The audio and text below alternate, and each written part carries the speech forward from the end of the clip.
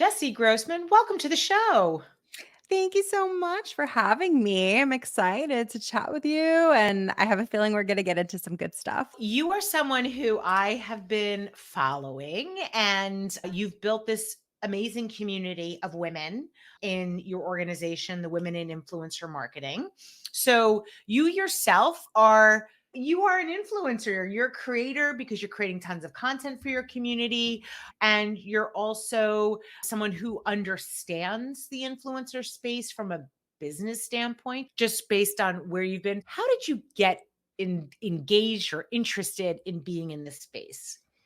So in this space generally, I used to work with actors. Like I used to work in entertainment and commercials. And so from the representation side, and just frankly, like I kind of saw the writing on the wall in that field, which is like I'm most attracted to innovation. Like I'm most attracted to being involved in like newness and excitement. And that wasn't what I was feeling when I was in a pretty like antiquated industry that, had its excitement, but I wanted more. So I worked at a talent agency at the time. The briefest version of that story is that I launched their influencer division. It was somebody, a best friend of mine who actually used to work at that agency, who was like, you should really look into like creators. Like you should really look into influencers. And there's something there. Maybe you could, represent them. So for me, like I'll always say I'm never necessarily the one to come up with the big idea, but I'm a really good listener. And so I give my friend full credit for sort of like putting that idea in my head. And I got into it just because I was looking for something that the creator economy, which wasn't called that at the time, like encompassed. So that's Mhm. sort of how I got into it at the beginning. And I think that even at that time, 10 plus years ago, I was still saying, think the sweet spot is when you find people who come from the traditional space, but when they get the influencer online digital space, it just takes everything that they're doing to the next level. So we were Mhm. trying to sort of identify who those people were so we can, connect them with the right folks to just amplify their work. So there's been this evolution. We've talked a little bit about this. People who, have started in different places, but still all end up in this space, right? In terms of being creators, being influencers. I want to just quickly, if we can, for a minute, talk about the difference because I personally use them interchangeably. I know that the industry is trying a bit to distinguish between the term creator and the term influencer.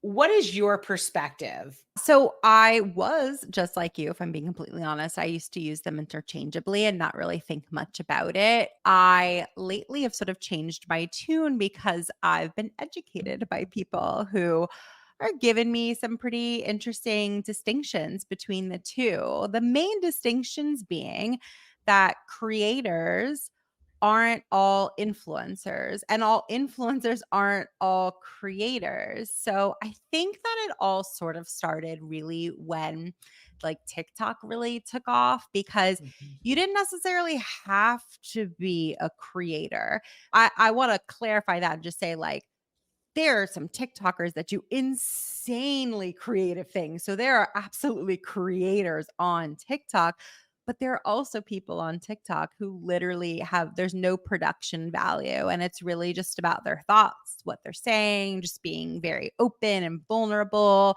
Is that creative? Like it can be, but it doesn't have to be. And I think before that, when Instagram and YouTube, which are highly produced, like they were the main platforms, I think that, like, it wasn't there wasn't that much of a distinction. So TikTok opened things up. I think it gave, like, another route to go, and the main distinction between a creator and influencer is really important because I think most brands these days are looking for influencers, and what they're looking for are people who actually have influence and a salesmanship quality. Like they can to a group of people and they can actually influence them to do something, whether it's, make a purchase or sign a petition, or they can move them to action. I appreciate when you're saying, if you ask creators or influencers like what they would define themselves as, it might be different. And I agree with you. And I wish that more people had the self awareness to know, like, this is my forte. We can't all be good at everything. And so I think like it's certainly not good or bad if you're one or the other, but I do think having that self awareness to know where you excel is really important. So, for example, UGC has been really, really big this year. Creators all day, every day are all over UGC work because they're coming up with really interesting, creative ideas and content, but they aren't necessarily tasked per se with the sales part of it because some of that content doesn't even go live on their channel. I emphasize the user aspect of it versus like, Jesse generated content, right? It Mhm. doesn't necessarily have my opinions and my stamp on it. I'm just like this user of the product, this general user, and I'm just creating content showing that I love the product. But am I infusing my personal thoughts and opinions and my spin and my personal brand? Usually not. That's usually not what UGC is about.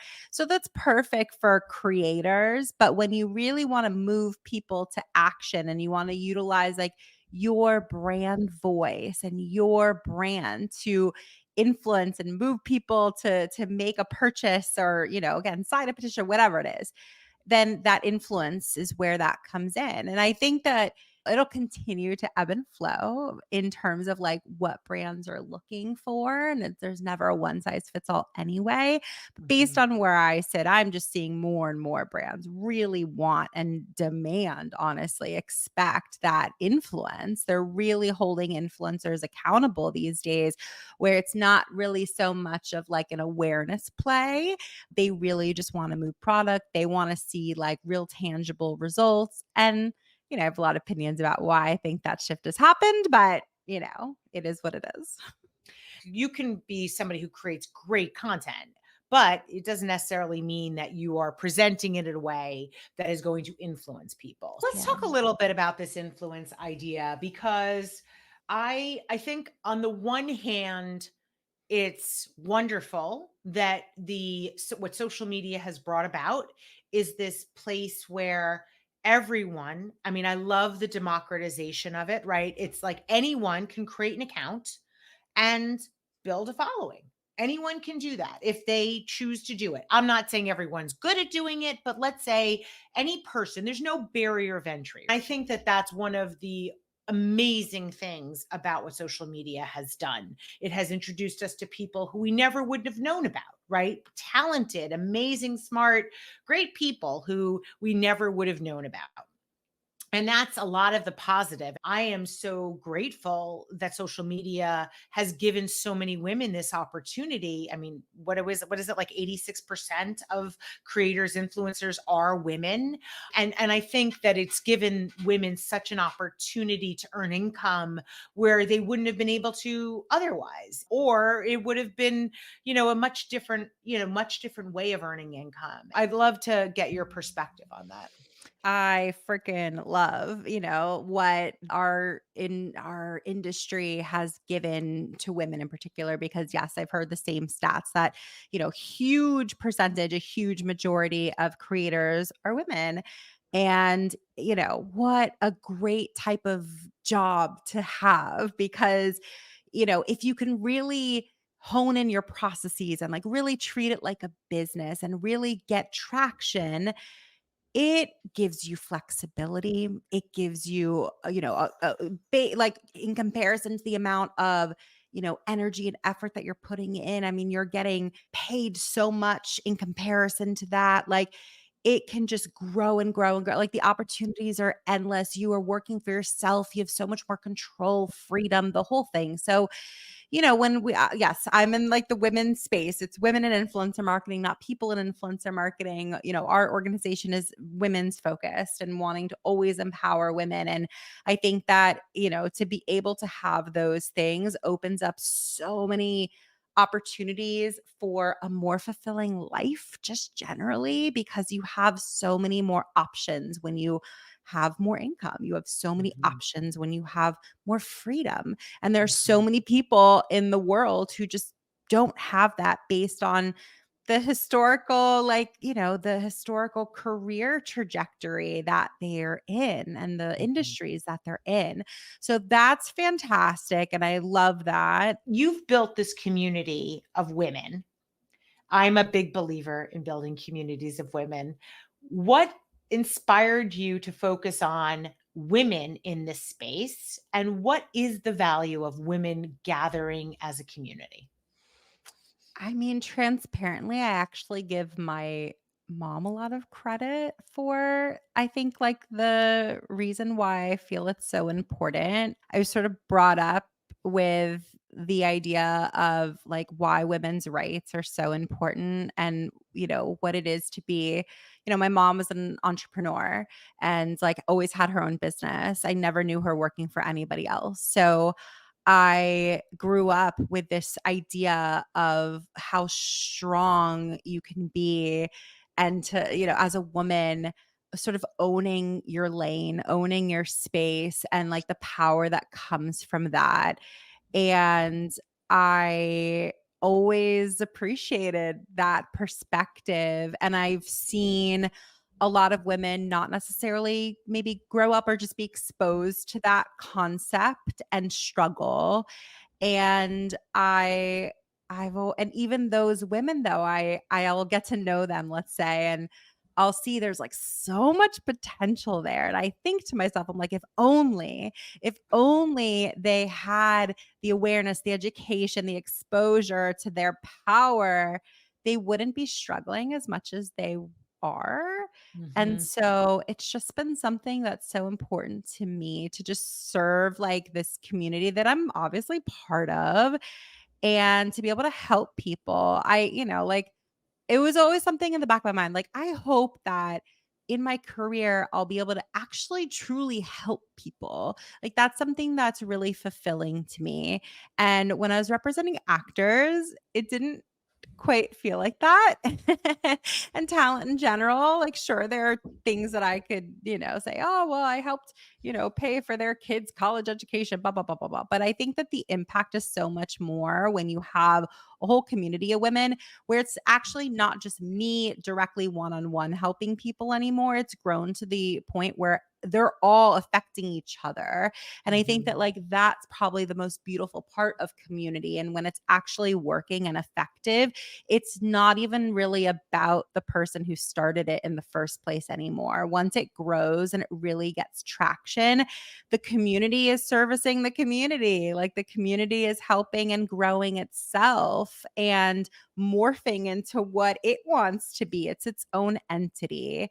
I think that a community of women is just so special. I always want to be careful about generalizing any group of people, in general terms and even women, right? I'm not, your traditional girly woman and I have interests that I would consider more masculine, whatever it is. So like we're all multifaceted, of course, but I think if I could say some generalizations, I've just really appreciated the women that I've met in so many different generations too, whether they're right out of college or people who are 30 years into their career and everything in between. But I think that it's less about each woman individually and more about what I've been able to observe when a group of women come together. It's a really powerful, cool thing. And it's just something that I know it sounds so cheesy, but I really truly feel it's like the privilege of my life to be able to like be at the intersection of that and like have this be my job. I liked that perspective you shared about how you sometimes, as the community organizer, leader, you really have to allow the community to kind of morph into what it wants to be, assuming that you are okay with the direction that it's going, right? I mean, you obviously still have to provide whatever shaping that is important for you in thinking about this space that we're in, it's gone through so much evolution over, since we've both been involved in this space. For you, starting out on the talent management side and then creating this amazing community of women who are all parts of the ecosystem, right? You've got creators and influencers who are in your community. You have talent agents who are in your community. You have brands who are in your community who are hiring these creators, right? You have agencies, you have the whole ecosystem in there.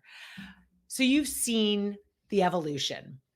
What do you think is next for our space? That's a big question. I think that next is the next level of like adulthood for our industry. I think for the longest time we were like very much in our infancy, and I think that that's natural in the beginning, but transparently I thought we would have been a little bit further along at this point, but I think we're getting there. And I think that like that includes things like really holding people accountable for, for producing results. And I think that, really holding people accountable for pushing themselves creatively and to really truly innovate, but also from the business side of things, because I feel like I've definitely like fallen into this space of being a creator myself. It still feels very uncomfortable. And I like so much so that I feel like I have to use different terms to describe it. But nonetheless, I kind of I've always considered myself like a business person first and foremost. And I think that that is incredibly important for all creators to infuse in their business. The idea of having like basically a COO of your business, a chief operating officer, to be able to create systems and processes and run your business like a business, incorporate yourself, take advantage of writing off things for taxes, because I if you're the more income you're able to retain because you know how to properly file taxes and write things off, the more opportunities open up, the more you can invest in your business if you choose to invest in yourself or hire a team. And just being able to, and all of that takes time and takes access to learn. So I don't think I wouldn't want to diminish it and say, oh, it's so easy to do. It's not. And a lot of people who get into the creator side of things don't necessarily have a background in business. I literally have a degree in theater, but I can say personally that even myself with a BFA in theater, which is like, I have so many thoughts about that, I was able to grab, all the resources that are available out there and learn as I go. Mhm. And if you prioritize, running your business like a business, you'll make it happen. Freaking YouTube University is amazing, you guys. And, creating, finding your own community, finding your own network of people that you can share information with each other. But yeah, so the next iteration, I think, of our industry is just sort of growing up and becoming more adult. And I think that it's a little overdue, but I'm glad that we're here and I'm excited to see what comes from it. I think that's a very interesting way to put it. That it's about, we've kind of been around as an industry for a bit of time. Go back to 2015, it was, I think, a $500 million industry. And now here we are. And I saw Goldman Sachs projecting it's going to be, 400+ billion dollars a year. So lots of growth in a relatively short period of time.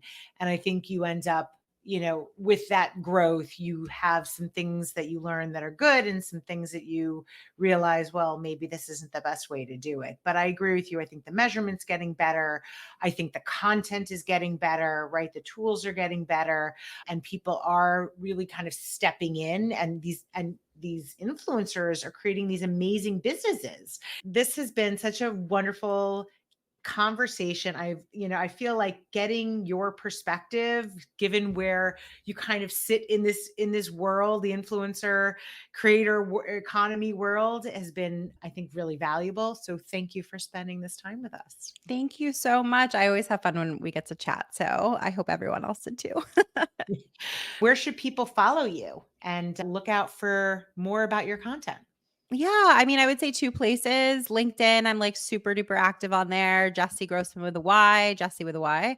And our website, if you wanna learn more about WIIM, it's iamwim.com. That's IAMWIIM.com, and you can find all about WIIM. Thank you, Jessy Grossman. Thank you. So nice to chat with you today.